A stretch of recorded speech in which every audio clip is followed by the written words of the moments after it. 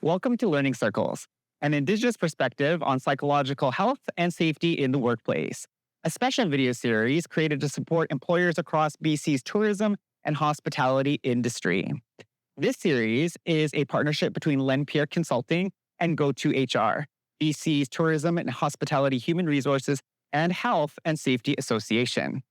Through these learning circles, we will explore how Indigenous values, knowledge systems, and lived experience can guide the creation of more supportive and psychologically safer workplaces. Let's begin this important journey of learning, reflection, and growth together.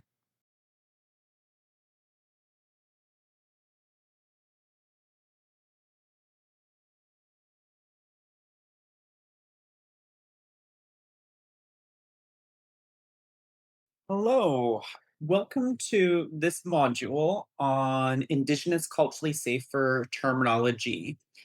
When it comes to Indigenous cultural safety, psychological safety, workplace safety, we cannot underestimate the power of words and language in the workplace. Now, when it comes to Indigenous cultural safety in relationship to psychological safety, specifically for tourism and hospitality, the vast majority of how we make folks feel culturally safer, psychologically safer is brought about and boiled down to two key things that happen in everyday workplace situations. And that is number one, the language we use, and number two, the behaviors we are demonstrating when we are interacting with the human beings we work with. So, this is your next cultural safety tool for your professional tool belt. When you are working with anything Indigenous, Indigenous communities, Indigenous programs or services, or if you are working with staff who work in your organization, training yourself to constantly examine and re-examine your own language and behavior and re-examine it, your own language and behavior. If you can train yourself to constantly ask yourself, was my language okay back there? Was my behavior okay when I was working with that Indigenous staff or with this elder or with this Indigenous community? You will be magical on your journey towards Indigenous cultural safety and reconciliation in this country.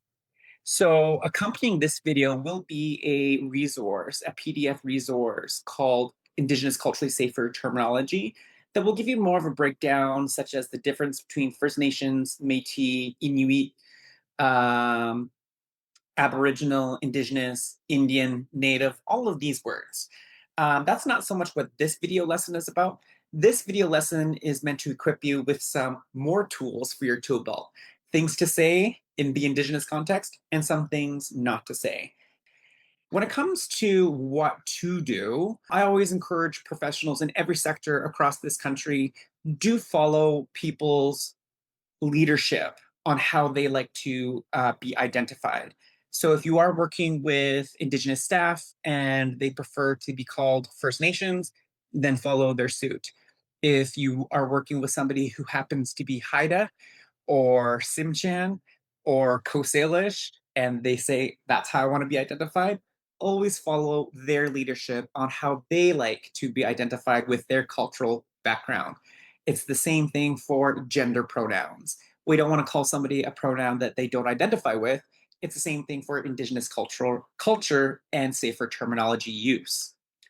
Number two, please do always capitalize the I in Indigenous, just as you would capitalize the C in Canada, the V in Vancouver, or the B and the C in British Columbia. Number three, always make sure to pluralize people to peoples. We always want to pluralize the peoples. When you pluralize peoples, you respect and honor the vast diversity of Indigenous peoples under the Indigenous umbrella. So, as Indigenous peoples, we are not one big homogenous group. We are made up of several hundred different cultural groups under the Indigenous umbrella. When it comes to don'ts, this is a real big one, and I find this to be a pitfall for a lot of professional sectors in this country. And that's what I call a possessive pitfall. Possessive terminology looks like when we say things like my Indigenous staff, or our Indigenous staff, or our Indigenous partners.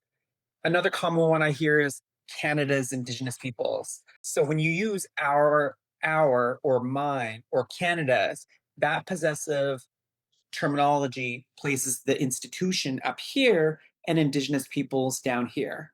And Indigenous cultural safety is all about addressing power imbalances. So if you're wondering how do you get around the possessive pitfall, you just reverse the word order. So instead of saying my Indigenous staff that work here in this company, instead of saying Canada's Indigenous peoples in Canada. That's how you escape that possessive pitfall. Number two, please avoid using the term native. Now, it's not that the term native is derogatory or racist in nature. It is just too casual for your professional workplace. And it can be problematic for you at the end of the day if we are not being mindful of that context. So you will hear us as Indigenous peoples identify ourselves as being native, and we might use that in the community sense and probably in the workplace as well. But for non-Indigenous peoples, I don't invite you to use the word native because of its casual use in terminology. And lastly, please avoid using the term Indian unless the context permits. Now, context for using the word Indian would be unless you are talking about Indian residential schools, Indian day schools, Indian reserves, Indian status cards, which might be of some use in your context in hospitality and tourism. Um, Indian reserves, Indian status cards, the Indian Act, or if you actually happen to be working with somebody who comes from the country of India. Those are the contexts in which I say it's okay to use the term Indian, unless you also happen to be working with somebody who identifies as an Indian. So that's it for my culturally safer terminology. Again, there is more language and terms that you can comb through with some more guidelines in the PDF resource accompanying this video lesson. As we close today's learning circle, thank you for joining us on this important path towards psychologically safer, healthier workspaces for everyone. This video is just one part of a multi part series. We encourage you to watch the other sessions, each offering new insights and practical steps that you can take. Don't forget, additional tools and downloadable resources are available on GoToHR's website to guide your team's learning journey. Together, we are building workplaces rooted in understanding, inclusion, and psychological health and safety.